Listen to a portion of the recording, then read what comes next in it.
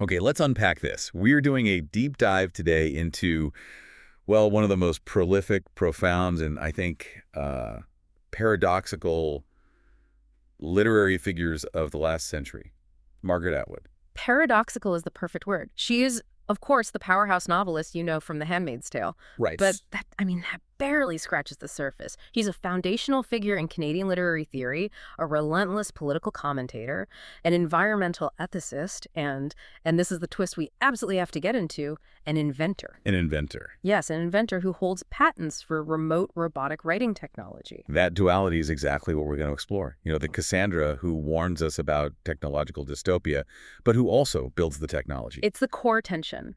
So our mission today is to move beyond the famous red cloaks and explore the whole Atwood universe.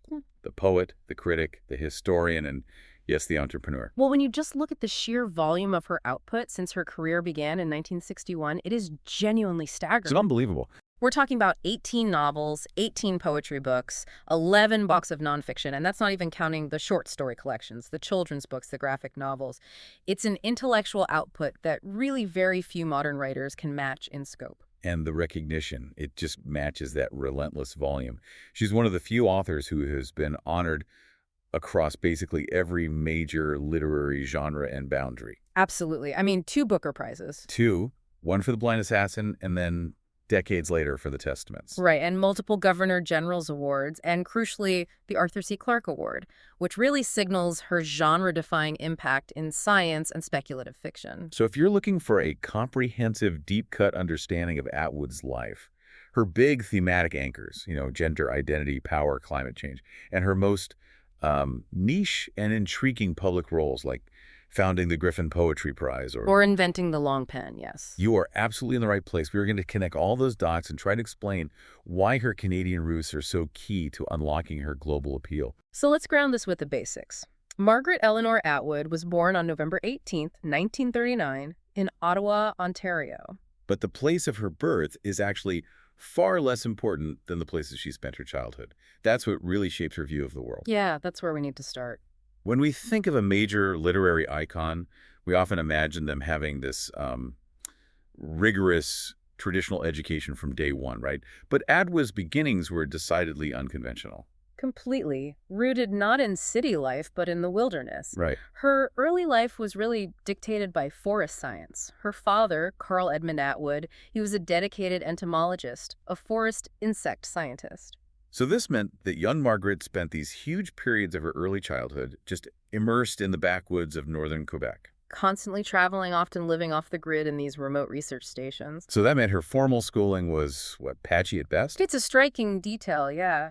She didn't attend school full-time until she was 12 years old. So you have this massive gap where a child's mind is normally organized by, institutional schedules. But for her, it was a period of intense self-directed immersion in nature and literature. And that time was defining. Oh, completely. While the environment was rugged, her mind was nourished by this incredibly eclectic reading diet. So she was reading high literature, but also... What else? Oh, all sorts of things. Cheap Dell, pocketbook mysteries, the dark mythical power of Grimm's fairy tales, these visceral Canadian animal stories, and comic books. It's a remarkable fusion, isn't it? Myth, nature, and pulp culture. It's really no surprise that decades later, her work manages to be both deeply literary and also incredibly engaging on a popular level. That early exposure to the unforgiving nature of the Canadian wilderness, where survival just isn't a given, it so clearly laid the groundwork for her later thematic obsession with struggle. But despite that, the unstructured nature of her early years, the ambition was there. It was crystal clear very early on. Absolutely. She started writing plays and poems when she was 6 years old, and viewed it not as a hobby, but as a future vocation. By the time she was 16, she had made the explicit decision that she wanted to pursue writing professionally. She set her life's course very, very early. And this ambition led her to higher education, which was anything but haphazard. She enrolled at Victoria College, University of Toronto. Graduating in 1961 with a Bachelor of Arts in English with honors and minors in philosophy and French. And critically, she was taught there by one of the 20th century's most influential literary critics, Northrop Frye. Fry's influence on Canadian literature, and specifically on Atwood, you really can't overstate it. No, you can't. After Toronto, she moved south on a Woodrow Wilson Fellowship, getting her Master of Arts from Radcliffe College. Which was the women's coordinate college for Harvard University at the time. Exactly. And she continued to pursue this deep academic rigor, even starting a doctoral dissertation called The English Metaphysical Romance, though she never actually completed the doctorate. But the seeds of her career were already planted. And the 1960s, they quickly established her on the literary map, but initially as a poet, right? Poetry was her first major success. Her first book of poetry, Double Persephone, which was published the year she graduated from Toronto in 1961, won the prestigious E.J. Pratt Medal. And then came the Circle Game. Yes, in 1966, and that won the Governor General's Award, which is Canada's highest national literary honor. So she was already established as this major national voice before her first novel even appeared. And while she was building this foundation, like, most writers, she was supporting herself through various academic positions. She was a lecturer at the University of British Columbia, an instructor at Sir George Williams University in Montreal, and held teaching and writer-in-residence roles at York University and the University of Toronto in the early 70s. That experience of balancing the demanding schedule of academia with the creative output of a serious writer is, well, it's crystallized in a fantastic quote she gave later. Oh, I know the one. Success for me meant no longer having to teach at university. It just speaks to the absolute necessity of uninterrupted writing time for a professional author, doesn't it? It really does. And the fiction that allowed her that independence started coming out toward the end of the 60s. The Edible Woman, her first novel, was published in 1969. And this novel was an immediate sensation. It's primarily a social satire focused on the stifling roles prescribed to women in post-war North American consumer culture. Right, it uses the protagonist's refusal to eat as a metaphor for her refusal to be consumed by society. And while many critics immediately and accurately cited it as an early example of feminist concerns, Atwood herself at the time, she often preferred the term social realism for her early work. She was keen on documenting the world as it was, not necessarily applying a theoretical label to it. Yeah, and this resistance to being neatly labeled, even by movements she largely supports, it's a recurring feature of her career. But it set the stage for arguably her most impactful nonfiction contribution to the Canadian cultural landscape. The 1972 book Survival, a thematic guide to Canadian literature. This wasn't just a book review, it was a cultural manifesto. Survival fundamentally defined an emerging national literary identity during a period of intense Canadian nationalism. Still a standard, right? It's maybe sometimes controversial. Introduction to Canadian literature in academic programs globally. It provides this crucial lens to view the country's artistic output. Okay, so let's unpack the core theory of survival because it's absolutely essential to understanding the Canadian psyche she presents. She argues that Canadian identity and its literature are defined by one overarching sort of non-optimistic theme: survival. Exactly. Unlike, say, the American narrative that's often centered on heroism or frontier conquest, or the European narrative centered on cultural history, the Canadian narrative, according to Atwood, is just defined by the struggle to simply stay alive. And this is expressed through what she calls a spectrum of victim positions. Right, on a sliding scale of self-consciousness. So you have Position 1, which is the outright rejection of victimhood, and then you move through these positions of recognizing victimhood but not knowing what to do about it. All the way to Position 4, which is creative non-victimhood, recognizing the struggle and actually starting to act. The central conflict is always this victor-victim relationship. And crucially, the victor isn't always another person. It's often the environment itself, the overwhelming vastness and coldness of the Canadian wilderness. Or it can be internal societal factors or cultural dominance from external powers.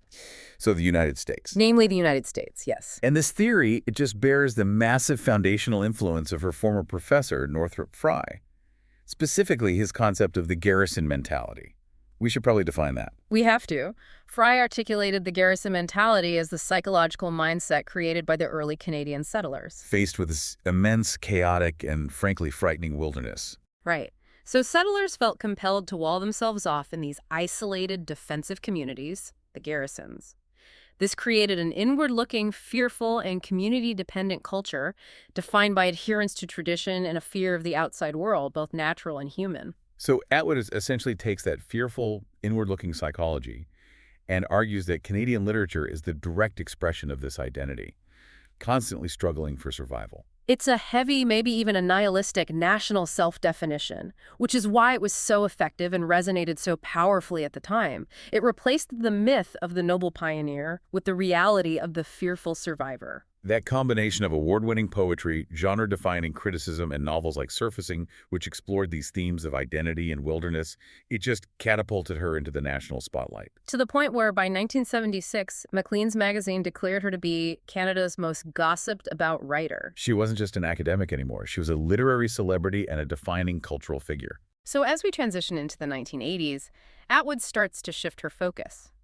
She produces work that would define her on a truly global scale, not just a national one. And it starts with a novel that is now an absolute cultural, political, and even fashion touchstone. We have to start with The Handmaid's Tale, published in 1985.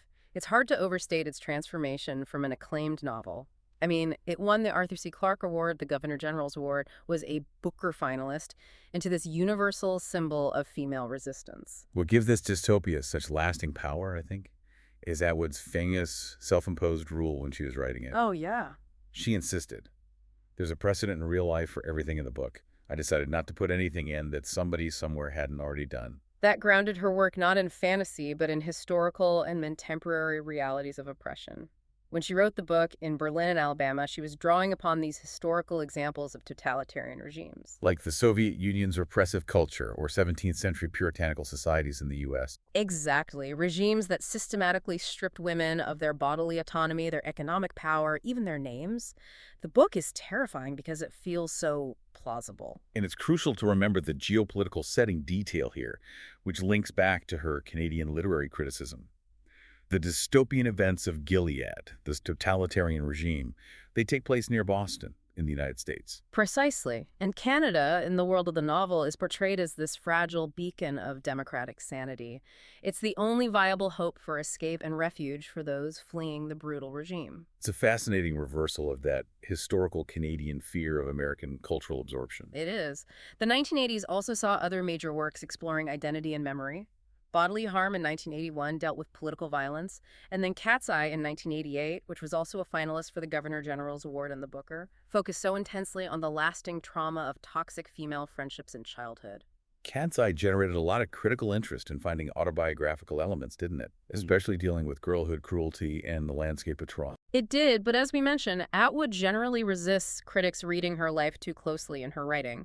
She argues that fiction is invention, not documentation. And she guards that line between her private life and her public fiction fiercely. Yeah. As we move into the 1990s, she began to deliberately expand the moral landscape of her female characters. The Robber Bride in 1993 focused on female characters exploring concepts of morality, good, and evil, often in surprisingly dark ways. It's a necessary refusal of the one-dimensional heroine trope. She was explicitly challenging the idea that female characters have to be inherently good or purely victimized. Right, and she even noted her motivation for this, saying, unless you have some women characters portrayed as evil characters, you're not playing with the full range. Her work just demands complexity. This era also produced one of her most meticulous works of historical fiction, Alias Grace, in 1996, which won the Giller Prize. It really demonstrated her incredible skill in fusing documented history with psychological depth. That novel detailed the infamous real-life 1843 murders of Thomas Kinnear and his housekeeper, Nancy Montgomery. Two servants, James McDermott and Grace Marks, were convicted. The case was a huge sensation at the time. And it left deep uncertainty about Grace Marks's true role and her psychological state. And what's fascinating is that this subject matter wasn't new for her. It showed this long-term artistic engagement. She'd previously written a 1974 CBC made-for-TV film called The Servant Girl about Grace Marks. To return to the same subject over 2 decades later and explore it with the depth of a novel that shows real dedication to these unresolved historical puzzles. And she closed out the century and started the new millennium with another massive success, The Blind Assassin in 2000. It's a complex, multi-layered novel that won both the prestigious Booker Prize and the Hammett Prize for literary excellence in crime writing. That just further cemented her reputation as a global, cross-genre powerhouse. The next major phase of her work centers around these terrifying near-future scenarios, detailed in the Mad Adam trilogy. It started with Oryx and Crake in 2003, followed by The Year of the Flood and Mad Adam. This series is so crucial because it tackles themes that have only grown more relevant since it was published. Hmm. Things like unfettered genetic modification, global corporate control over essential life functions, and these man-made disasters leading to a total apocalyptic vision. And here we find her making another one of her most striking and chilling statements. This one is in the acknowledgments to Mid-Adam. She cautioned that the work, while fictional, does not include any technologies or bio-beings that do not already exist, are not under construction, or are not possible in theory. That insistence on realism, even in the most outlandish settings, I mean, a world populated by genetically engineered Quakers and Pagoons, is the entire point of the famous and contentious debate her work spurred. The difference between speculative fiction and science fiction? Yes, this debate has followed her for decades. Atwood has famously resisted the label science fiction for books like The Handmaid's Tale and Oryx and Crake. Her distinction, which is often cited, was that science fiction has monsters and spaceships, so elements that can't exist now, while speculative fiction could really happen. It employs the means already to hand, and that takes place on planet Earth. I understand the argument from a literary branding perspective, trying to aim for grounded realism, but I mean, she won the Arthur C. Clarke Award, one of the top honors in science fiction. Wasn't her most dismissive quote the one about science fiction being talking squids in outer space? A bit disingenuous? It was definitely provocative and perhaps intentionally simplified to just draw a line in the sand. For Atwood, the label is functional. Science fiction lets the reader say, oh, that's just fiction. Right, it gives you some distance. But by insisting on speculative fiction, she forces the reader to acknowledge this is political reality. This is an ethical warning based on technology we have right now. And that's why the label stuck, even if it ruffled some feathers in the SF community. She did soften her stance later, though. She clarified the definitions in a major 2011 discussion with the legendary science fiction author Ursula K. Le Guin. Right. She noted that the definitions were increasingly fluid and that maybe all forms of SF could be placed under a common umbrella. She even conceded that social science fiction might be an accurate designation for her work. Which respects both the warning and the technological element. And outside of these massive trilogies, we see her incredible range continue. In 2005, she published the novella The Penelopiad, which was a powerful retelling of the Odyssey from the perspective of Penelope and the chorus of the 12 murdered maids. She reclaimed a classical narrative and centered the silenced female voices within it. And then in 2016, she tackled Shakespeare, publishing Hagseed as part of the Hogarth Shakespeare series.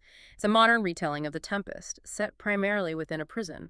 But the biggest literary event of the last decade was, of course, the sequel to her most famous work. In 2019, she published The Testaments. Set 15 years after Offred's final scene in The Handmaid's Tale, featuring 3 female narrators offering different perspectives on the collapse of Gilead. It was an instant phenomenon. And jointly won the 2019 Booker Prize with Bernardine Evaristo's Girl, Woman, Other. That kind of sustained critical and commercial success across so many genres, from the historical fiction of Alias Grace to the mythological retelling of the Penelopiad to the continued political relevance of the Gilead narrative, it's just nearly unparalleled. It really speaks to the universal, enduring relevance of her core themes. Who holds the power and who gets to tell the story? We have to now transition from her work on the page to her work in the world, starting with the deep irony that defines her public persona. Margaret Atwood, the inventor and tech entrepreneur. It sounds like a footnote in some wacky sci-fi novel, but it's absolutely real, and the product is the LongPen. And the origin story is pure, relatable book tour frustration. It happened in early 2004. She was on the paperback tour in Denver for Oryx and Crake. She was traveling constantly exhausted, and yet the only way to satisfy demand and give the books value was to physically be present to sign them. And she had this aha moment. Aha moment where she conceived of a remote robotic writing technology. So let's get technical for a moment, because this is the real nugget here. What exactly made the LongPen different from, say, a standard electronic signature we use today? It's ingenious. Standard electronic signatures, the kind you tap on a screen, they're just digital images. They're pixels. They're authenticated through software encryption, but they lack the physical presence of true ink. Okay. The LongPen, however, was a system that allowed a person to write on a tablet PC anywhere in the world. And that input was then translated via the internet to a robotic arm at the other end. And that robotic arm used an actual pen to render the signature in real wet ink on a physical document. Exactly. So it maintains the legality and authenticity of a true ink signature, even if the signer is thousands of miles away. It bridges the physical distance while maintaining the tangible quality of the signing act. That's a fascinating solution to a modern problem. And she didn't just invent the concept, she founded a company to support it. She established Unnotched Ink, which focused initially on author signings and virtual book tours. But the technology was too useful to stay confined to literature. Way too useful. By 2011, the company recognized the broader commercial implications and shifted its focus entirely to business and legal transactions, eventually rebranding as Singraphy Inc. And here's the crucial point for her legacy. As of May 2021, Atwood is still a director of Singraphy Inc. and holds various patents related to the LongPen technology. The dystopian author who warns us about the dangers of unchecked technology is literally innovating in the tech sphere. Creating tools that make the digital world function more efficiently. Yeah. It's just, the irony is incredible. And this technological participation perfectly complements her commitment to literary preservation in the unique Future Library Project. This is a truly unique, century-spanning concept. Atwood was the very first contributor to this art project in Norway. Her novel, Scribbler Moon, was completed in 2015 and ceremonially handed over. And it will remain entirely unseen, unread, and unpublished for 100 years until 2114. She called the process magical and like Sleeping Beauty, noting that the texts are going to slumber for a century before they wake up and come to life again. It highlights her long-view approach to literature. In an age of instant digital consumption, she willingly locks a complete novel away, betting on the endurance of the paper book. And she even had this humorous note about the distant future readers, suggesting that readers in 2114 might need a paleoanthropologist to translate some parts of her story. Speculating on how rapidly language and culture change over a century, it's a profound statement about legacy and time. Okay, let's pivot back to her core themes, starting with her relationship with feminism and public activism, which has often been highly nuanced and sometimes, well, controversial. That nuance is key. While her work is foundational to modern feminism, she defines the term broadly as simply a belief in the rights of women. She has consistently resisted the strict theoretical application of the label to her work. Especially early on, yeah. Insisting that her goal was social realism rather than polemic. She's always been cautious about the fluidity of the term feminism, stating that she always wants to know what people mean by it because the meanings are highly contextual and often shifting. She even stressed that her loyalty is not to a theoretical party line, but to human rights. She resists any form of ideological rigidity. And this inherent resistance to theoretical labels came to a critical public moment in 2018. Following intense social media backlash, she penned a widely read op-ed in the Globe and Mail titled, "Am I a Bad Feminist?" This piece was in response to her signing a 2016 petition, the highly controversial Letter of 88, supporting due process for Stephen Galloway, a former UBC professor accused of sexual harassment. And her argument was not about the guilt or innocence of the individual, but about the integrity of the process. She asserted that her signature was specifically in support of the established principles of due process within the legal system. She argued that the hashtag #MeToo movement itself, while necessary, was a symptom of a broken legal system. Right, where institutional accountability was failing, forcing people to take to social media. It was a fascinating and deeply complex argument, forcing a consideration of whether the pursuit of justice for victims should ever sideline traditional rights of the accused. And it generated significant controversy and debate within activist and academic circles alike. It demonstrated her commitment to the rule of law over popular outrage. But to balance that, we have to emphasize that she remains actively aligned with activist goals globally. She was honored by and partnered extensively with the women's rights organization Equality Now for the release of the Testaments. She specifically used her platform and the enormous public attention surrounding the sequel to encourage people to give money to organizations like Equality. Now, so they could write equal laws, enact equal laws, and see that equal laws are implemented. She's a political realist who works within the system to achieve tangible legal change. Her views on conventional politics are equally complex, defying easy categorization.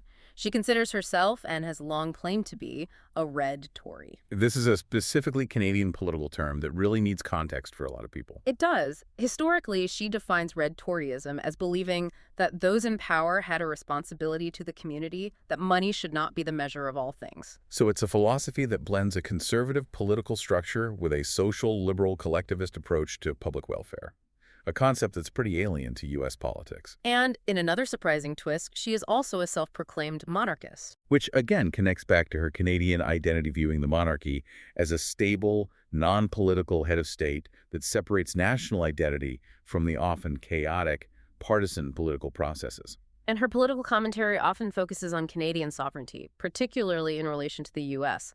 She famously spoke out strongly against the 1987 Canada-United States Free Trade Agreement. That opposition was driven by the fear that economic integration would inevitably lead to the loss of Canadian cultural sovereignty, a direct echo of the garrison mentality. And the sales data for The Handmaid's Tale are a stark, measurable indicator of American political anxiety. Sales have dramatically increased following major U.S. political shifts. Specifically, the 2016 election and the more recent 2024 presidential election. The book functions as a cultural barometer for political fear. And following the 2024 election, she publicly responded to the despair many were feeling, writing on X, "Despair is not an option. It helps no one." It's a pragmatic, persistent call to action, a refusal to resign oneself to inevitability, which is maybe the core message of all her dystopian work. Finally, we have to connect her activism to the environment, a theme that underpins all her speculative fiction. Animal rights and ethics. She's a pescatarian herself. She eats no fur or feathers, and this ethical stance is vividly translated into her literature, forcing readers to confront human domination. The genetic hybrids in the Mad Adam trilogy are the most potent example. We have the pagoons, pigs genetically modified to grow human organs for transplants, and the rakunks and wolvogs. These creatures aren't just set dressing. They force the reader to confront the ethical limits of genetic modification, corporate ownership of life, and the commodification of non-human species solely for human benefit. And the theme appears much earlier, too. In her novel Surfacing, a character compares eating animals to being eaters of death, dead Christ flesh resurrecting inside us, granting us life. The language is visceral. It's designed to shock you out of complacency. Her work uses these animal metaphors to raise profound questions about human domination and consumption. The cultural impact of Margaret Atwood is just constantly amplified and renewed by this constant cycle of adaptations across every possible medium. Especially for The Handmaid's Tale. The story refuses to stay confined to the page. The first major adaptation came relatively quickly with the 1990 film, which featured a screenplay by the famed playwright Harold Pinter. And while it was highly anticipated, it received mixed reviews. It was often criticized for struggling to capture the inner, subjective monologue of the protagonist on film. That was followed by a 2000 opera by Paul Reuters, which showed the story's inherent dramatic power.